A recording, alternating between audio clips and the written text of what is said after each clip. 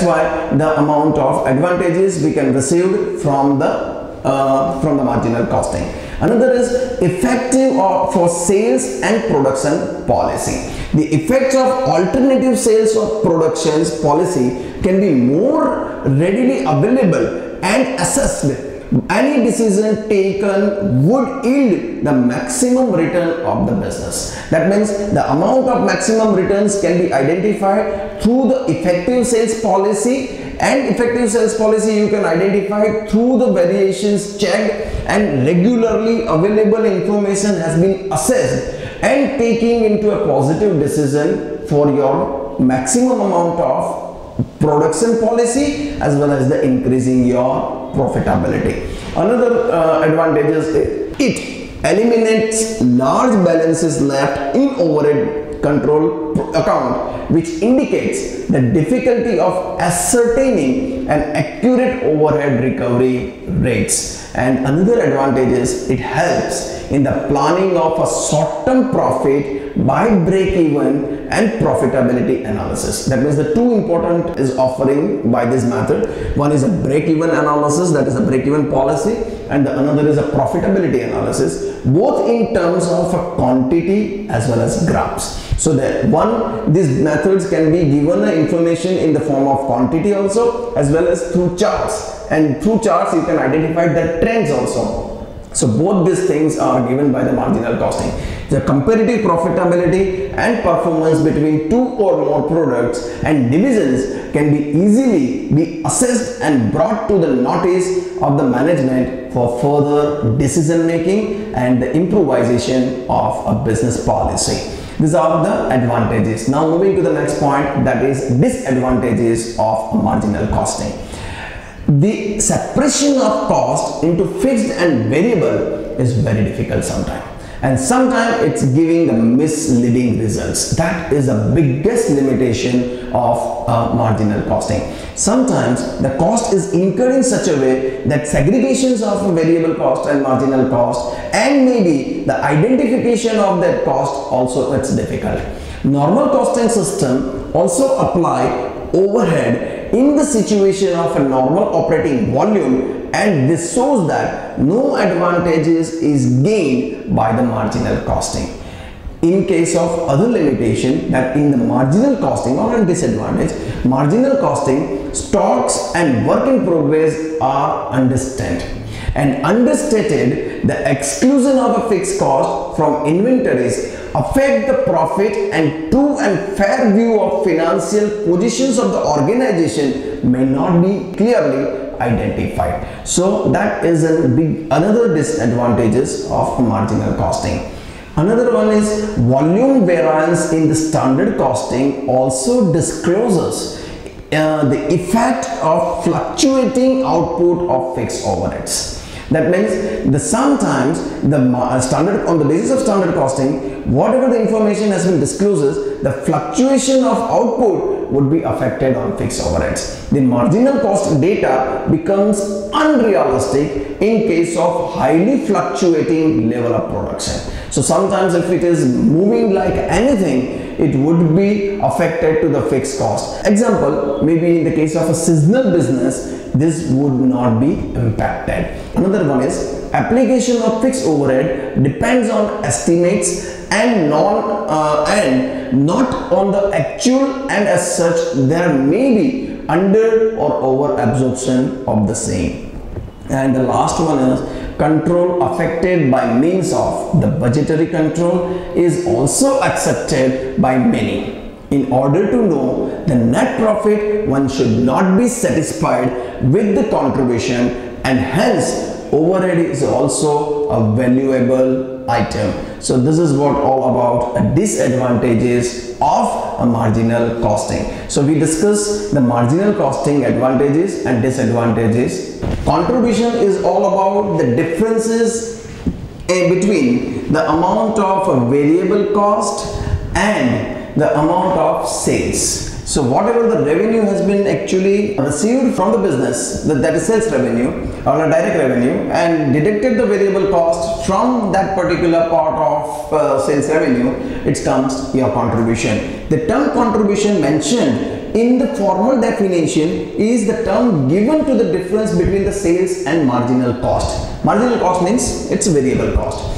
The analysis of marginal costing depends a lot on idea of a contribution. That means the analysis of marginal cost is possible only on the basis of the contributions defined. In this technique, the efforts are directed only to the increase of the total contribution. Basic understanding of this technique is how the contribution is actually increased and what are the steps to be taken for the evaluation of the contribution has been increased in day by day. Contribution is a term which defines the surplus that remains after the variable cost has been deducted from the sales. So that is what all about the contribution. Let's see the important things of the concern. Marginal cost is equal to variable cost. In that case, the marginal cost is equal to a variable cost, but under the part of variable cost, direct material, then direct wages, and direct expenses. These are the things to be considered under the variable cost. In short, contribution is equal to sales minus variable cost. This is what all about a part of a contribution. The term marginal cost sometimes refers to the marginal cost per unit and sometimes to the total amount of marginal cost of a department or a batch or an operations. It means sometimes it's mentioned only per unit or sometimes it's mentioned for the whole structure, whole unit or whole product, what amount of marginal cost has been arrived. So a product whose selling price exceeds than the variable cost is said to have a covering its variable cost, making a contribution. That means the amount of the product, the selling price is exceeds than the variable cost. It means that you have an amount of a contribution enough to manage, to sustain your profitability. Then in that case, after this have been covered some amount of a fixed cost and compensate the fixed cost from that contribution and earns firm's profit. So now we'll have to see the next part, that the consideration of the thing that in normal circumstances the selling price of the product contains some elements of the profit, but there may be some exceptional or adverse circumstances when the products may have to be sold on cost and cost basis or even then sometimes some losses also. So here we need to identify how the selling price has been actually identified for the profitability. See, in the selling price containing the profit, in case of the selling price is containing the profit, then it would be contribution is equal to fixed cost plus profit. In case of if the selling price is earning a profit, then this formula would be possible. In case of the selling price is equal to cost, then the contribution is equal to fixed cost. It means that the selling price is only covered a cost price. It means that whatever the contribution you have, that equal to fixed cost. And in case of the selling price is having a loss, then the fixed cost also may not be covered, and then the contribution is equal to fixed cost minus loss. Now moving to the next point, that is process of marginal costing. I want to tell you here, for the moment and the process of marginal costing, there are two important things. One is fixed cost and the second one is a variable cost. As we already discussed, that the marginal costing requires the calculation of a difference between the sales and variable cost, that is a marginal cost. So the difference is known as a contribution which provides both the fixed cost and the profit. So the formula which we were already discussed earlier, that is the contribution is equal to F plus P. So in that case, the contribution is carried two things. One is fixed cost and the other one is profitability. Excess of contribution over the fixed cost is known as the net profit and net margin. So now here the over the fixed cost of contribution, which is actually received a profit. Now here we need to identify and see the two important things of that. One is a variable cost. To understand the process of marginal costing, we need to understand these two features and the two ideas. That one is a variable cost and other one is a fixed cost. Variable is a part of a total cost. This is a part of total cost, which is proportion with the volume charges directly. That means this is always vary on the basis of output. So in case of output, by 1 unit increase or decrease, this cost would be change. With the changes in the volume of output, total variable cost is being changed. Increase in the total variable cost results from an increase in the output, and the reduction in the total cost in case of a variable cost has been decrease in the output. However, irrespective of increase or decrease in the volume of production, there are no change in variable cost per unit of output. That means it may be the total variable cost is going to increase or decrease, but when you find out the variable cost per unit, it will remain same, it's stagnant, it would not be changed because of variable cost, total variable cost divided by the total number of units output. We will find out the variable cost per unit in this regard. So it would not be changed. By dividing the total variable cost by the units, the variable cost per unit is actually identified. But variable costs are very sensitive in nature and a variety of factors can influence the same. Variety of factors why influence to the variable cost? Because of the material may be not purchased from the one place. Wages are different. Direct wages are also different because there are many type of people and many type of workers and employees are working in your premises. So helping the management in controlling the variable cost is the main aim of marginal costing, because this is an area of cost which itself needs control to the management. Moving to the next, that is fixed cost. Cost which is incurred for a period and which tends to remain unaffected by the fluctuation in the level of activity. It means here in case of a level of activity and level of output, it may be changed. Total variable cost may be changed. Per unit is not changed, but total variable cost is going to change. But in case of fixed cost, up to certain level of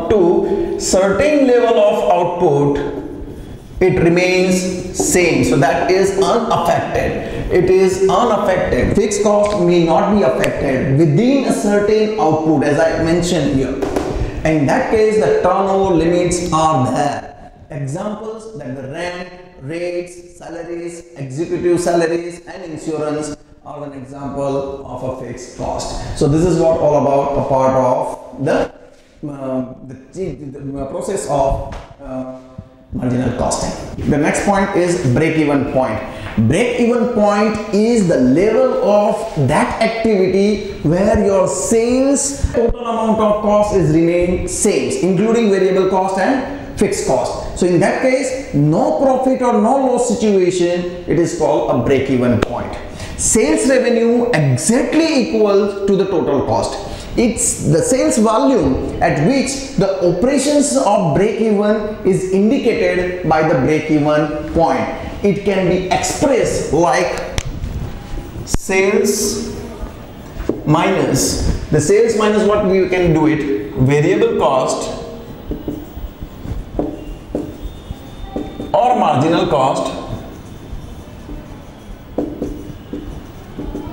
is equal to fixed cost.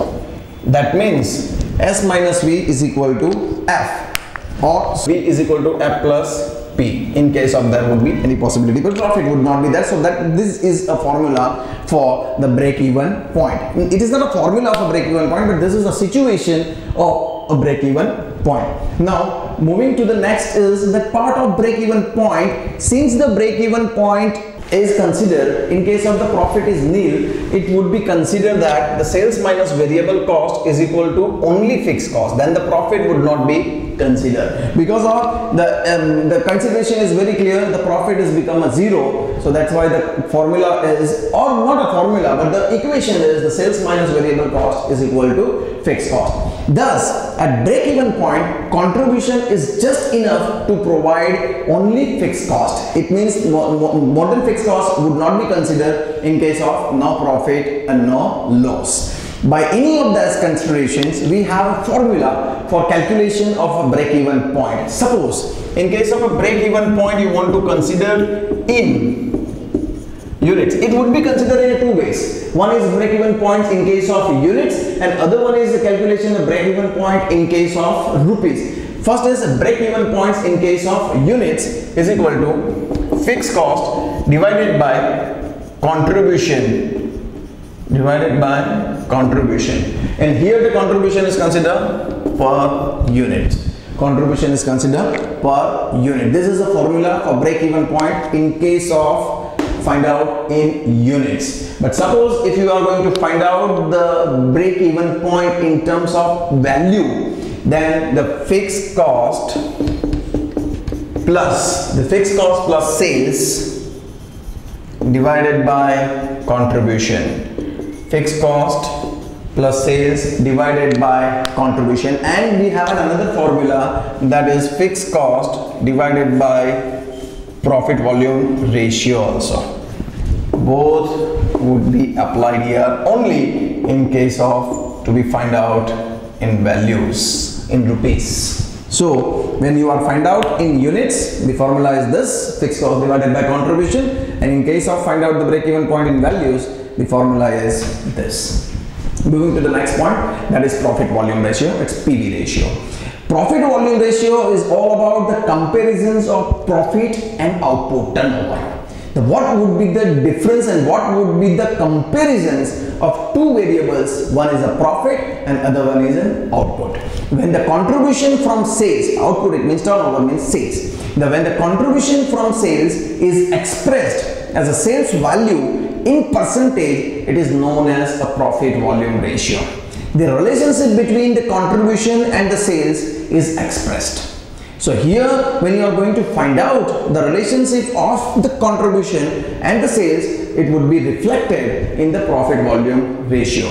It is of providing a financial health of a company, and product is indicated by better PV ratio. That means if the PV ratio is stronger, it shows that the company have a huge financial strength. The change in the profit due to the change in a volume is reflected by this. So as I mentioned, the profit and volume is compared for the profit volume ratio.